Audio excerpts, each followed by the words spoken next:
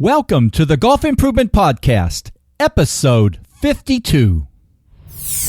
Welcome to the podcast for golf lovers and enthusiasts who are looking to take their games to new heights. Dedicated to custom club fitting, short game improvement, and effective practice to improve your golf game. This is the Golf Improvement Podcast with your host, Tony Wright. Hello, this is Tony Wright from Game Improvement Golf in Oak Ridge, Tennessee, with the Golf Improvement Podcast, dedicated to bringing you useful information on custom club fitting, short game improvement, and effective practice techniques to take your game to new heights. Well, it is actually the Thursday before I publish this on Monday, because my wife and I, Diane, are going out of town into the mountains for a few days this weekend, and I won't get back till later today on Monday. I usually like to publish podcasts on Monday morning, but this one will get published sometime Monday afternoon. But boy, is it worth the wait. I get excited talking to everyone that I am fortunate to speak with on these podcast interviews, and I really enjoyed talking with Baille, who has just published a terrific new putting improvement ebook called the Putter Training Handbook. I emailed him. I said, hey, I heard about this. Would you be interested in doing an interview with me? And he said, I'd love to. And I know you're going to enjoy it. There's a lot of great nuggets in it in terms of things that can help you improve your putting, both from the podcast interview and from his new ebook. So enjoy this interview.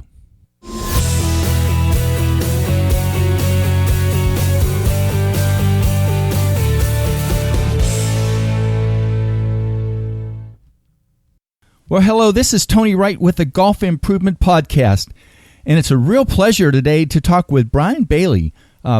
Brian had a 17-year golf coaching career, a last 10 at the University of Virginia. He's sort of marched into a new career path lately, and he currently works with three touring professionals on short game putting and statistical analysis.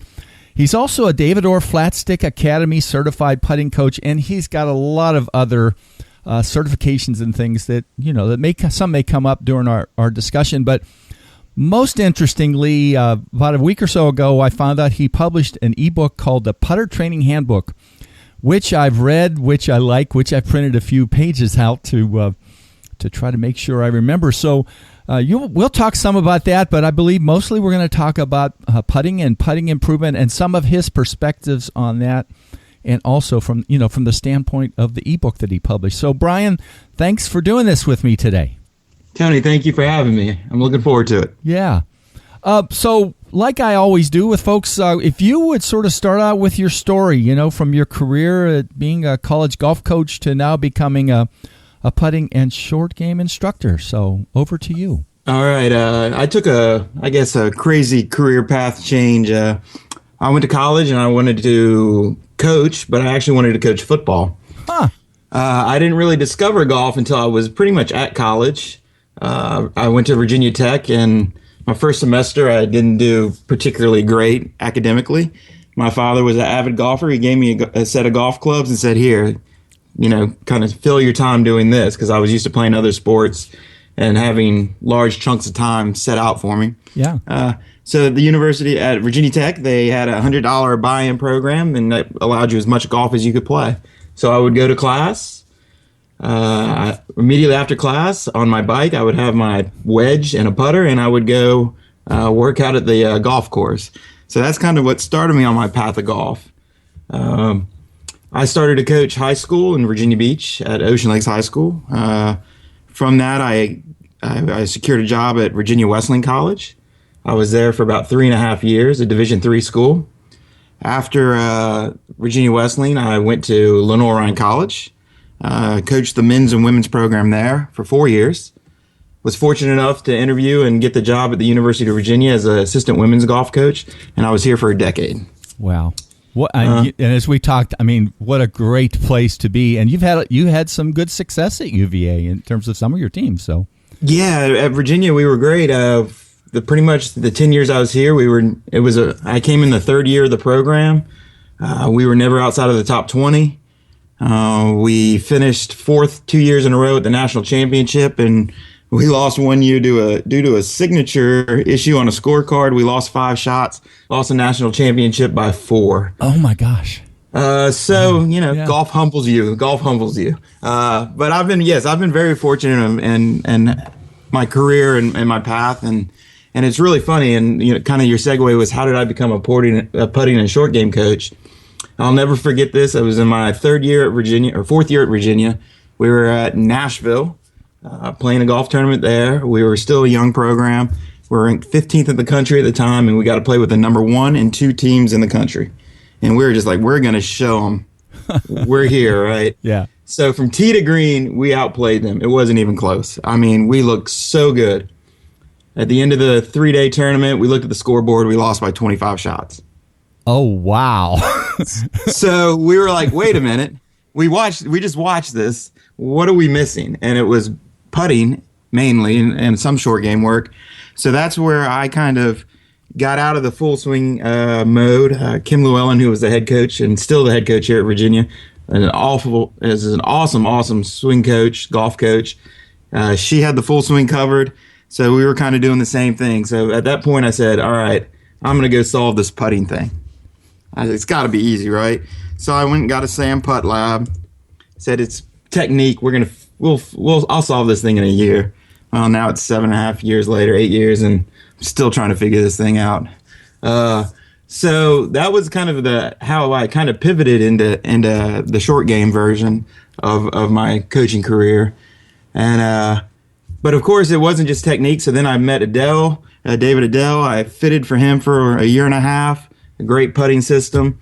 Learned so much about the putter, which most people don't understand. Yeah. That was huge in my progression as a coach and as a putting instructor, but still hadn't solved the riddle. On the Sam Putt Labs, our putts were great, our equipment was great, our strokes were good, performing better, but still not where we wanted it. And then that's where I was like, what are we missing? And that's how I got into green reading. I met Mr. Mark Sweeney with Aim Point Golf, and that kind of set me off in a different path as well. So that's kind of how I ended up here, and it's kind of funny, but it's been quite enjoyable.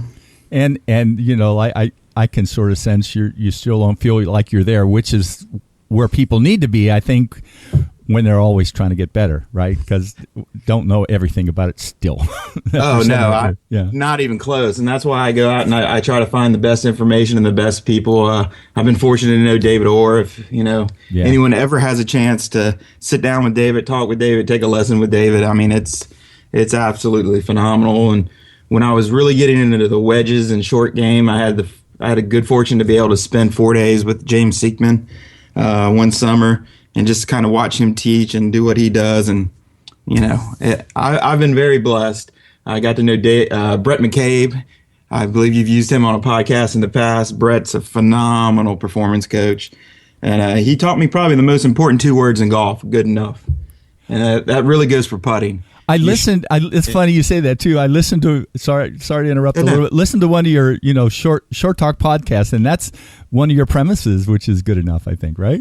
Yes, it has to be. And anybody that really looks at measurements and understands the golf swing, it just has to be good enough. There's no perfect. There's no right way. There's no one way. The key is it has to be good enough for you to perform. And I think a lot of times in our industry and a lot of coaching, we get too fixated on perfect instead of, is this good enough for them to perform? And it's a performance business, golf.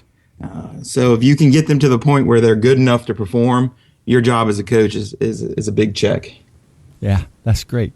Well, you've got a little bit into this, I think, but talk about some of the maybe good enough a little more, but some of the most important basic principles golfers need to focus on to improve their putting. And your book talks about both technique, but also kind of the element of continuous learning. I bought the Day One Journal, by the way. Oh, I love that. I'm trying to learn how to use it. I understand. And I get no money from them. I just stumbled on that, and all my players use it to be able to send me information. So it's a great app for journaling.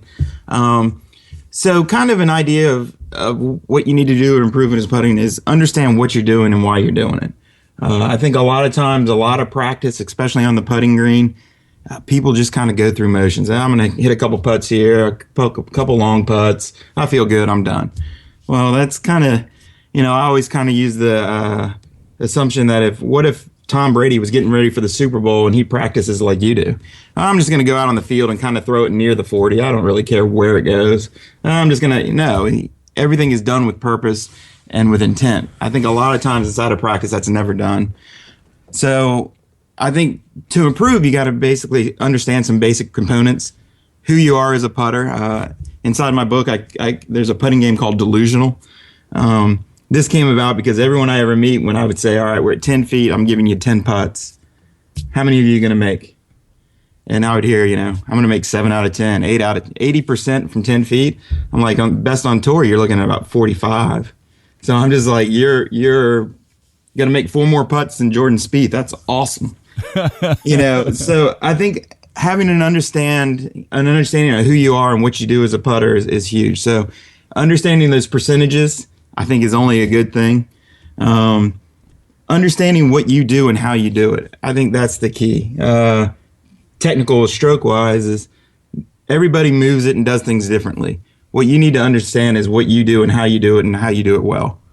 I think gone are the days of the model or the method. This is how you do it. This point 1, point 2, point 3 with 3D, with the advances in training.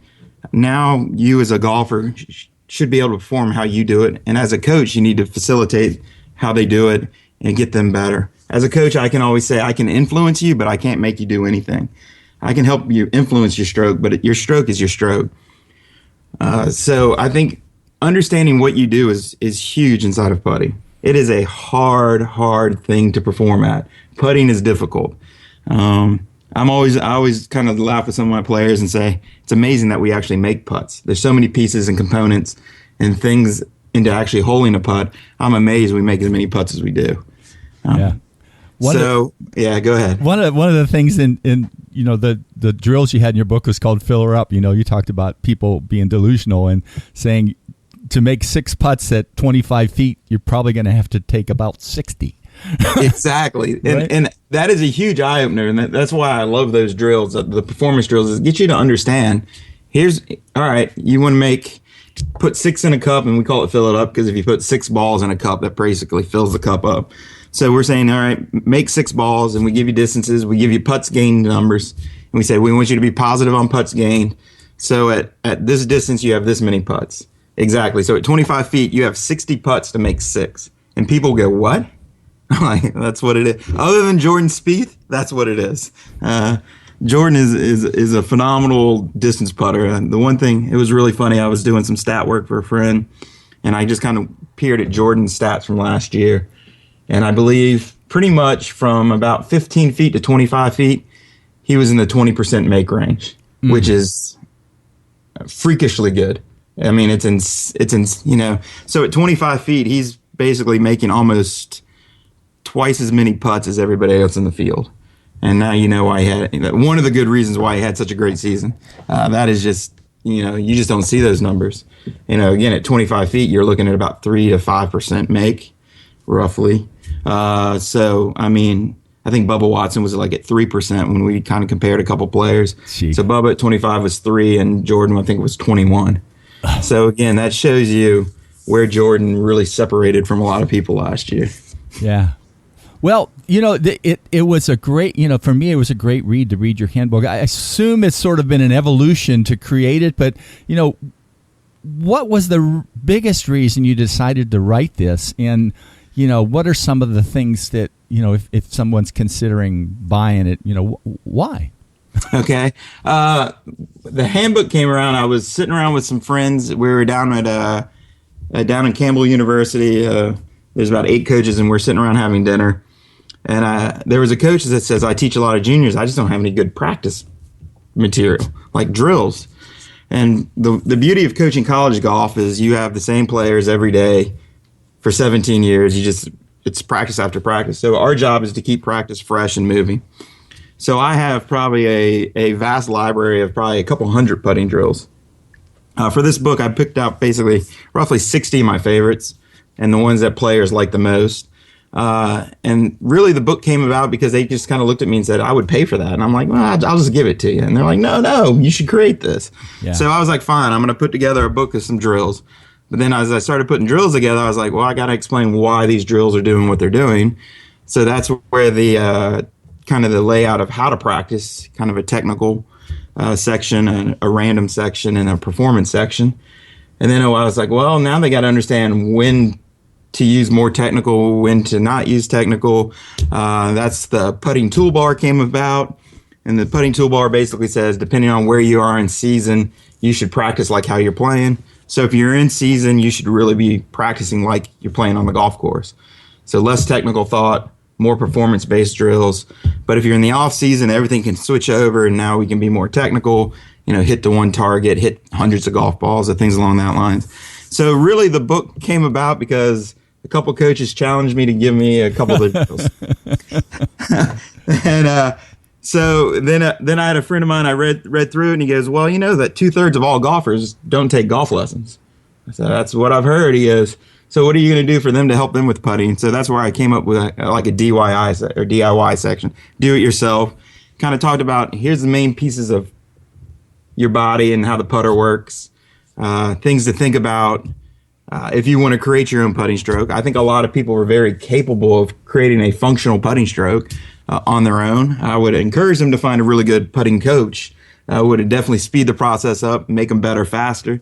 But again, if 2/3 aren't going to do it, I needed to go ahead and give them a little help. And then someone asked me, well, what about the putter? I don't understand how the putter works. So then I created the DIY section of the putter and explained kind of the components and the pieces of the putter. So really the evolution of the book was way out of my hands. That was forced by a lot of really smart people saying, what about this? What about that?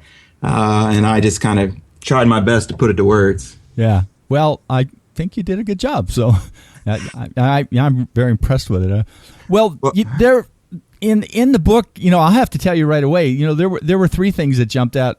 I tried to pick a few things that I always like. I really like the win on tour drill. Mm-hmm. I don't play a lot. I play maybe once a week. But if I'm going to go out and spend an hour, I would think that would be a great one. The filler up that you mentioned. And then sneakily in the back, there was that little thing with the pencil and aiming. And, in some ways, I'll be honest, I almost wish that was, I hope people understand the value of that, sort of self-calibrating yourself. But maybe from your perspective, what are, obviously you weaned these down. What are some of your most favorite or most productive ones out of the ones that are in there? Well, the way I break the book down is I talk about a technical section, and it's basically all start line. It's basically start lines. If you want to be a good putter, you better be able to start it online reasonably well. So the technical section, if you looked at most of that, it's really just very basic. Can I start the ball online? But again, I think this is where most golf instruction goes wrong. Is golf instructors kind of stop here. Well, let's make the stroke perfect. Let's start it on the line perfect. But there's a lot to golf that is just not the start line.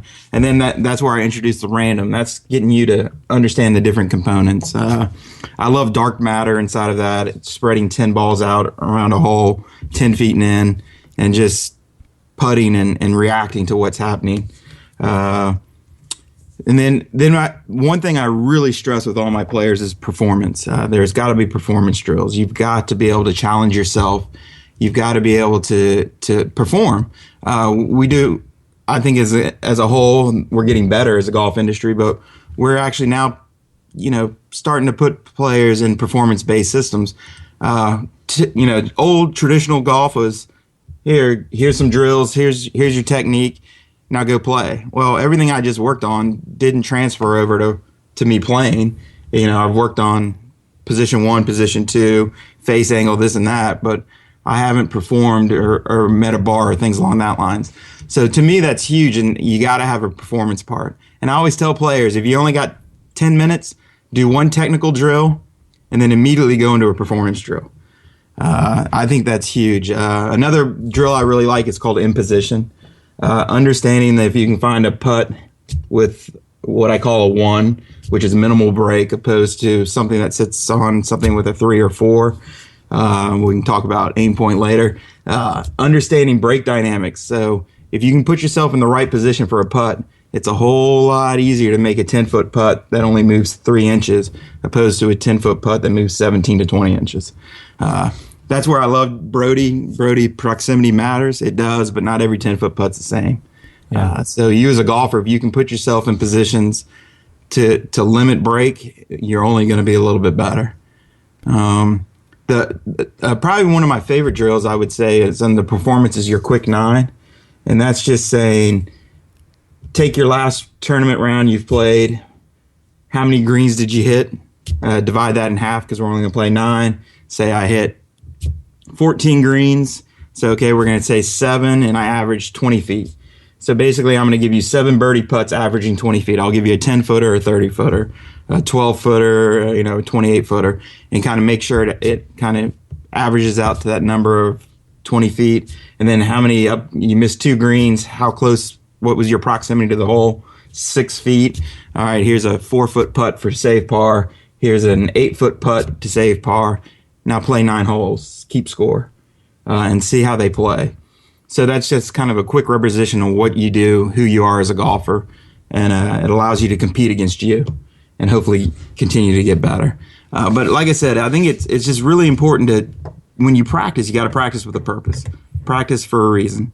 And like I said, I like to break it into 3 components, tag each practice session. And then when you're done, I always tell my tour players this: when you're done, you're done. Don't sit on the practice green and create an issue. If you've succeeded, you've passed everything, you've done everything you've set out to accomplish today, stop.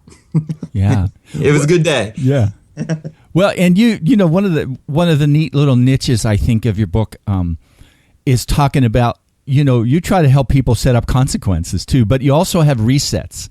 You know, and both of those were neat concepts, and I'll bet some of your players that, and I'm probably sure your tour players, it's hard to get people to practice with consequences, isn't it? Or maybe you can talk about that. I'm not sure. I have to hear your perspective on it. Yeah, everything you do in golf, there's and this kind of goes to the putting toolbar. How do you practice? Every shot in golf, there's a consequence. But we practice with no consequences. We practice on a huge range where there's no trouble. Or we're on a huge putting green, we miss one, that's okay, drop another ball, roll it. That's okay. And then, so that's kind of the mentality we practice with. So I'm a firm believer in performance drills is, here's a goal, whether that goal is your personal best, PGA, if my goal is to play on tour, here's the PGA averages, here's the best on tour, competing against these numbers, and then your goal is to beat those. And if you do, celebrate it. Golf is hard. Celebrate your success. So, if that's, I used to joke with the girls team, if that means having your favorite little piece of Cadbury chocolate, just one little square every time you hit it, great. But again, if you fail, there has to be a consequence. So inside of my drills, I always say you have one chance to beat it, and that's your reward. If you don't, go back, play it again. And if you beat it, it's a wash. You broke even today. That's fine. But if you fail twice, there has to be a consequence. Me personally, my wife used to laugh at me when I would come home, and this is when I practice a lot. I don't practice nearly what I should. Yeah. When I would come home and I would go immediately to the laundry room and start folding clothes. She'd be like, "Oh, great day today." I was like, "No, I failed." Right? Because that was my consequence. Inside the college team, we'd say, "Hey, you have to wake up." The college player, we'd lift weights at 6:30 in the morning. We'd say you got to get there extra 10 minutes early. And in the college world, 10 minutes early and extra circuit ball training was devastating. So the consequences, basically just saying, hey, I didn't pass, and it's just a reminder that I need to do better next time. And it also puts the pressure. When I have those putts, there's pressure on me at that time going, man, I really don't want to have to fold close tonight. I really don't want to have to do this. So again, it's just trying to do our best to simulate competition. As for resets, some of the drills are hard, and I understand that. So I actually provide a reset or a little reset or a chance for you to redeem yourself inside the drill. Yeah. So again, I put the resets there to kind of help you to progress to where we're going. With the whole ideal over time is you won't need the resets. But again, they're there in the beginning just to kind of help you and progress you and allow you to achieve. Well, that's that's a neat niche of the book. That was one of the things I really liked. Now, you've been, for a number of us who do a lot of following on Aimpoint and read on it, you've been definitely a big promoter of it. I know you teach it. Can you talk a little bit about the value of Aimpoint for golfers, and maybe one or two things about Aimpoint that golfers don't realize is important? Very much so. It goes back to kind of what I've said. I thought I could solve putting with just technique work and maybe equipment, and I was completely wrong. And that's kind of really how I found and discovered Aimpoint. Aimpoint is just a science of green reading. Basically, it says there's a certain amount of slope. The ball is going to react to that slope at this distance, and it has to break this much. It's the physics. I think green reading and green mechanics and putting in the hole is still a little in the dark ages.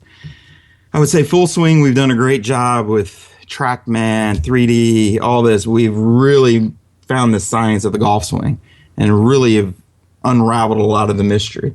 But I would say in putting, and I still watch the telecasts and the Golf Channel, and I think we're still in the dark ages a lot of time with putting. Green reading, you either know it or you don't, or whatever.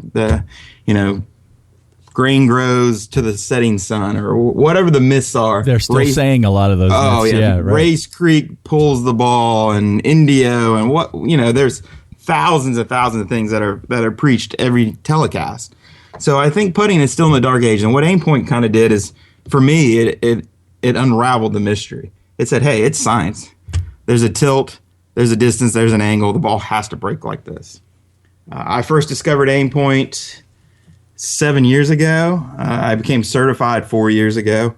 Aimpoint has gone from a very complex system that you really had to train and work hard on, now to Aimpoint Express that is really as simple as using your feet to feel slope, associating a number with that, holding up a certain number of fingers, and it paints the picture of what the break looks like. What I love about Aimpoint, and I teach it, and I encourage all my players to do it, is it just gives you the confidence of knowing what the putt is going to do. You're not guessing. For 7 years now, I have not had a ball break the opposite direction. I might have gotten how much it breaks wrong, but I have yet to have one where it broke left to right when I thought it was going right to left. So inside of the golf, I give myself tons more opportunities, I believe, than a lot of golfers, just understanding the concepts of Aimpoint. The beauty, too, about Express is it does no damage. If you go and take an Express class, you will walk away better. You will understand using your feet, understanding slope, whether you hold up fingers or not, but you will understand the basic concepts of green reading. You will be better as a green reader. You will start having it. You're going to start having at least a sense for sure, if you got a little bit of sense of feeling the slope, right? Exactly. And like I said, Aimpoint is a pure feel system. You use your feet to feel the green, so which for a lot of people are like, whoa, wait a minute. But again, our whole life we're trying to prevent ourselves from falling down and falling on our face. So we're really good at feeling slope and adjusting to it.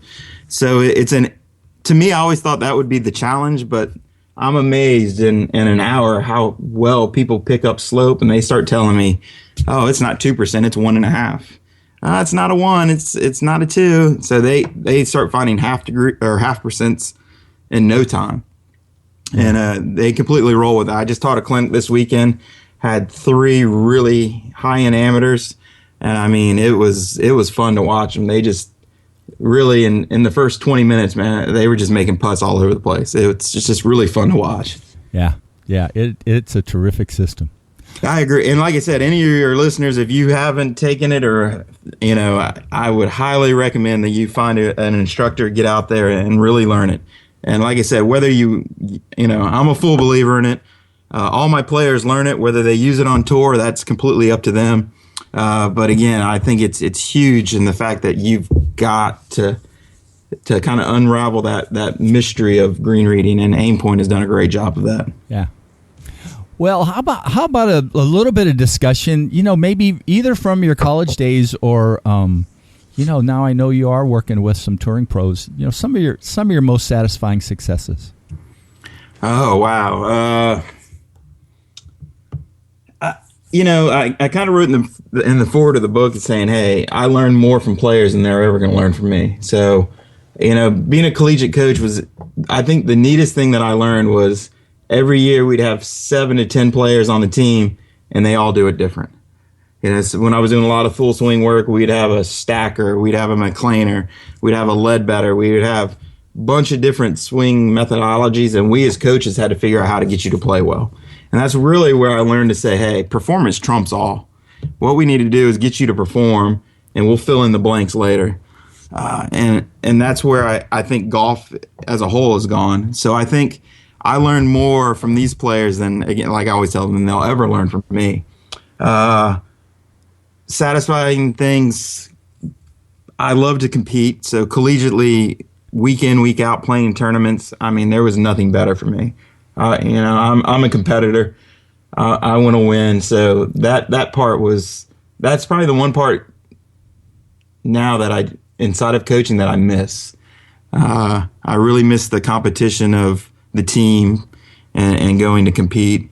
I've been very fortunate. I've been blessed with the people I've met, the people I've been around. Jan Mann, who hired me at Virginia, now the head coach at University of North Carolina. Kim Llewellyn came in and retained me, and kind of looked at me that day in Nashville and said, go, figure this putting thing out. Go. Yeah. Kind of really reshaped my life. It kind of put me into this position. Meeting Mark Sweeney with Aim Point really changed my perspective on green reading and understanding putting.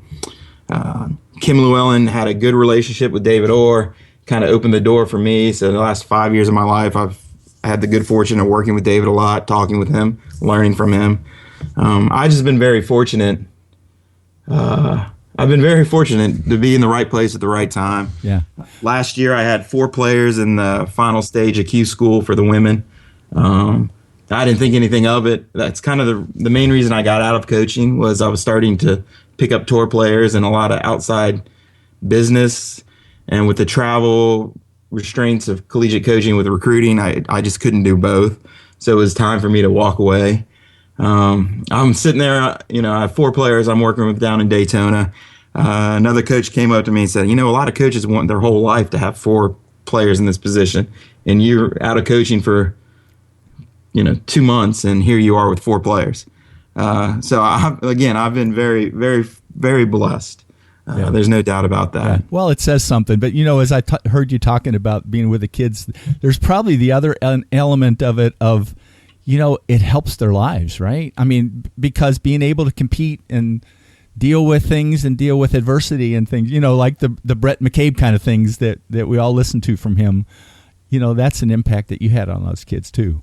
Yeah, and it's something I don't really think. It was really funny. Virginia, the women won the ACC again this year, and so a lot of the players I recruited and helped were there. And Lauren Coughlin, who won it all at the ACC, sent me a beautiful text saying, thank you. You helped shape me. I owe you one. And, I was like, you owe me nothing. You did all the hard work. I was just fortunate to be there to help you in your growth. And, so yeah, and it's really cool. Like anybody that does anything inside of junior golf or work with players for long periods of time, to watch their growth and watch them become the player that they can be, that is really rewarding as a coach. To me, that's what it's worth. You sit there and you just watch, a player go from nobody recruited me in the country. I came as a walk-on. Now I just won the ACCs and I'm, top 10 in the country. That's just phenomenal to watch. Pretty neat stuff. Yeah. Well, let's sort of end it here then with you, a couple final words to people in terms of, improving their putting, any things you want to mention. All right. The main key is just kind of understand what you do and how you do it. I preach a functional stroke. So you need to find the functional stroke that works for you. And by functional, I mean a stroke that you can start the ball on line reasonably well. It has to be well-timed. And then the other piece is it have to have good launch conditions. If you can create a stroke that does that, then you are better than 95% of all golfers in the world. Learn to train better, be better practice-wise. It's always a good thing. Of course, buy my book. God, Yeah, I feel like such a schlub.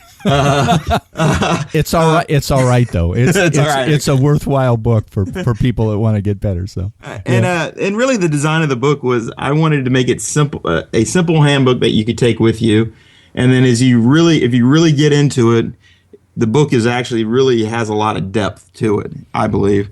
So it's what you want out of it. If you just want it as a quick reference guide to drills, it's there. But if you really want to get into the intricacies of becoming a better putter, a better player, it all sits there for you. And we kind of talked about, I think, two things that you have to do is you have to statistically track yourself if you want to be a good player, understanding your stats. We as golfers are very emotional beasts. We miss 3 or 4 up and downs and we think we're terrible, but what were the up and downs? How did we miss them? And things along that line. So the emotion of that, and maybe it was just one bad day, but statistically overall, I'm averaging 65% up and downs. I'm great. But this day it's really bad. And the emotion of it, oh my God, I need to work. I'm terrible. So understanding statistically where you are is huge as a golfer. It'll bring sanity to you. And I think the other thing is to journal. This is something I've been doing pretty much my whole life.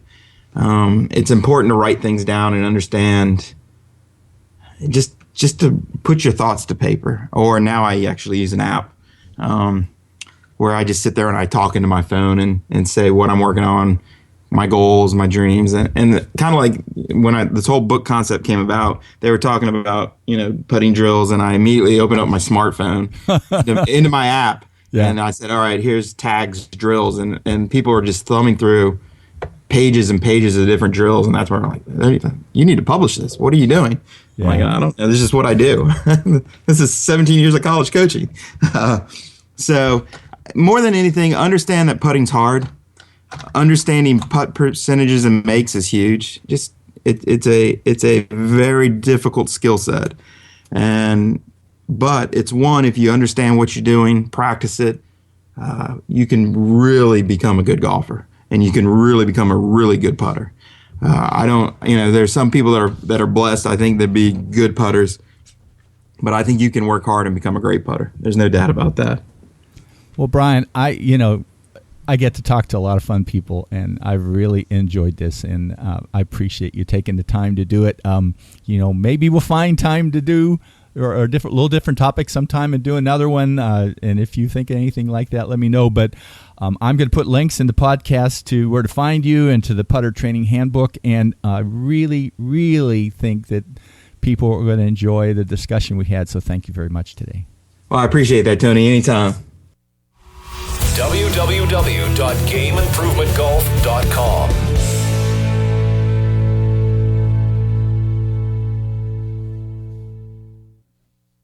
Well, thanks, Brian, for that terrific interview. Those of you who buy his new Putter Training Handbook will find it provides an extremely well thought out approach and some very good drills to help you improve your putting.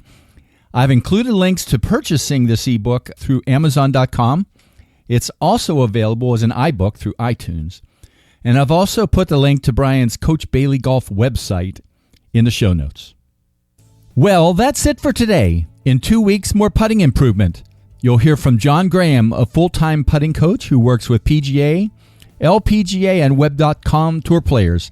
He's also one of 2 Level 4 aim point instructors in the United States. He'll talk about his experiences on tour and also discuss information to help all golfers improve their putting. See you in 2 weeks.